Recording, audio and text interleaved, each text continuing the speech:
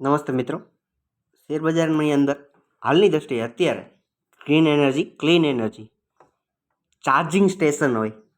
કે પછી auto એન્સેલિના EV stock હોય કે ઈવી પાર્ટ્સ બનાવતી કોઈ પણ કંપનીઓ હોય કે પછી સોલાર હોય, રૂપટોપ હોય, પવનચક્કી હોય, ક્લીન એનર્જી ઉપર કામ કરતી હોય, આવી દરેક કંપનીની અંદર સારા એવા જમ્પ શેરની અંદર જોવા મળે છે. અને હાલની દૃષ્ટિએ આ બધા શેર કૂદકે ને ભૂસકે વધી રહ્યા છે અને આવનારા સમયની અંદર પણ આ બધા જ શેરની અંદર સારા એવા આ બધી જ કંપનીઓને ઓર્ડર પણ મળવાના છે અને મળી રહ્યા પણ છે.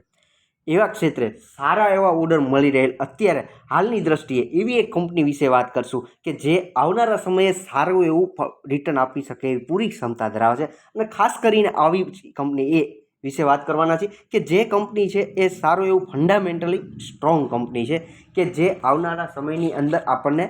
સારું એવું લોંગ ટર્મ ઇન્વેસ્ટમેન્ટ માટે શેર આપણે પસંદ કરી શકીએ કે આપણા પોર્ટફોલિયોની અંદર એ પાર્ટ્સમાં એડ કરી શકીએ કે આવનારા સમય ગમે ત્યારે પણ ડીપ મળે તો ફરી વખત આપણે એ શેરને એડ કરી શકવા માટે પૂરા સક્ષમ રહીએ. એવા શેર વિશે આપણે વાત કરીશું. તો ફર્સ્ટ ટાઈમ આ ચેનલની વિઝિટ કરે છે જે પણ મિત્રો, તો ચેનલને સાથે સબસ્ક્રાઈબ કરજો અને બેલ આઇકન હિટ કરજો, જેથી કરીને આવા વિડીયોની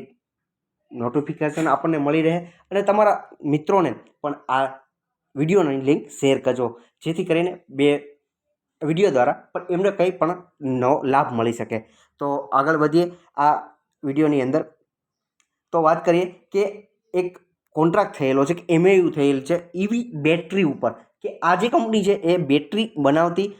કંપની છે કે જે કંપનીએ હ્યુન્ડાઈ મોટર કિયા સાથે સારો એવો એમઓયુ થયેલો છે કે જેના થકી એક્સાઇડ ઇન્ડસ્ટ્રી, જે કંપનીના જે શેર વિશે વાત કરવાના છે, એક્સાઇડ ઇન્ડસ્ટ્રીને સારા એવો જમ્પ શેરની અંદર જોવા મળે છે કે આવનારા સમય માટે હ્યુન્ડાઈ મોટર કિયા અને દ્વારા સારો ઈવી બેટરી માટે એક્સાઇડ ઇન્ડસ્ટ્રીઝ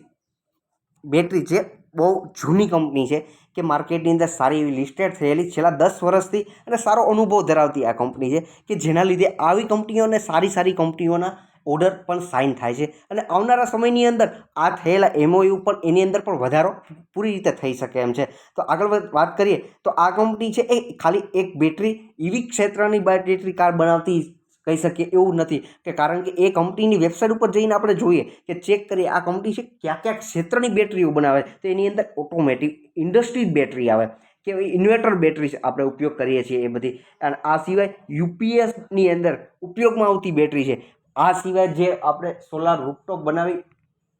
અને ઉપયોગ કરીએ છીએ એમાં પણ આનો સોલાર સોલ્યુશન એટલે કે એવું કહી શકીએ કે આવનારા સમયમાં જેટલી સોલાર રૂફટોપ પ્લેટનો ઉપયોગ કરી બનાવવામાં આવે છે, તૈયાર કરવામાં આવે છે,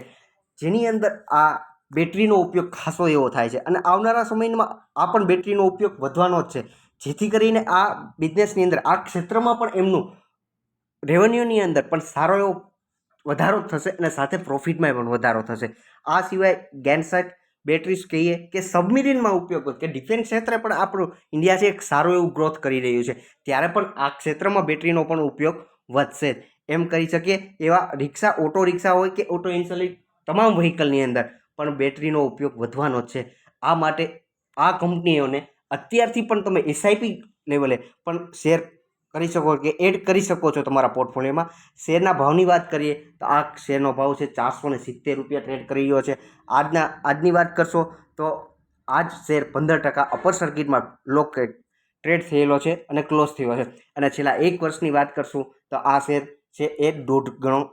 150%નું રિટર્ન આપી રહ્યો છે. આગળ વાત કરીએ તો કંપનીના 5 વર્ષની રિટર્નની વાત કરીએ તો આ જ કંપનીનો 5 વર્ષનો ચાર્ટ જોતા તે નોર્મલ 2 ગણો થયેલો કે તમારા પૈસાને ડબલ જ કરેલા જોવા મળે છે કે 120%નું એવરેજ રિટર્ન આપણને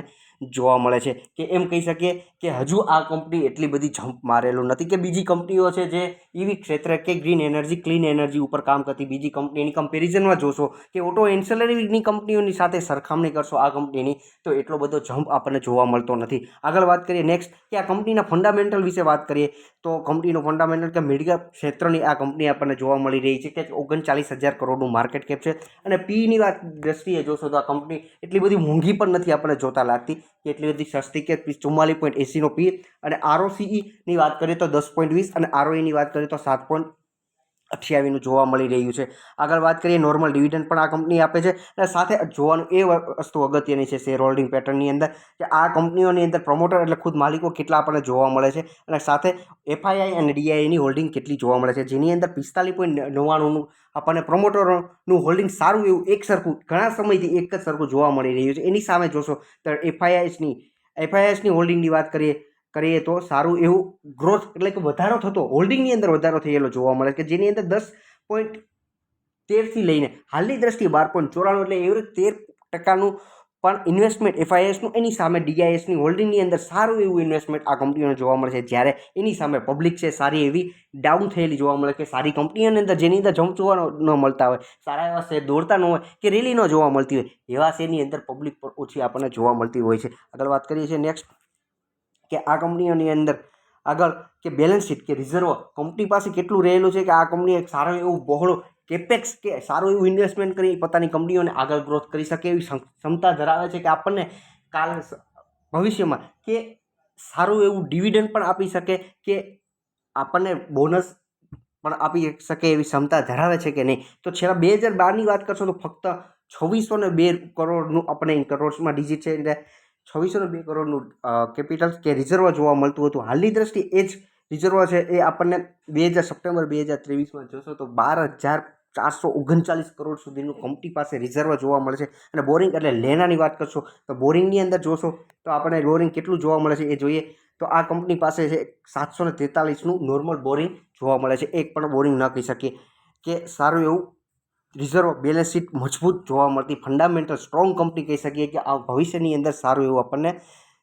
રિટર્ન આપી શકે એવી પૂરી ક્ષમતા ધરાવે છે. છેક સુધી એન્ડ સુધી વિડીયો જોવા માટે તમામ મિત્રોનો ખૂબ ખૂબ આભાર. અને જો એન્ડ સુધી વિડીયો જોયો છો તમને પસંદ પડ્યો જ હશે હું ઈચ્છું છું તો ચેનલને સાથે સબસ્ક્રાઈબ કરતા આપજો અને સાથે મિત્રો સાથે શેર કરજો અને વિડીયોને એક લાઇક આપજો. Thank you.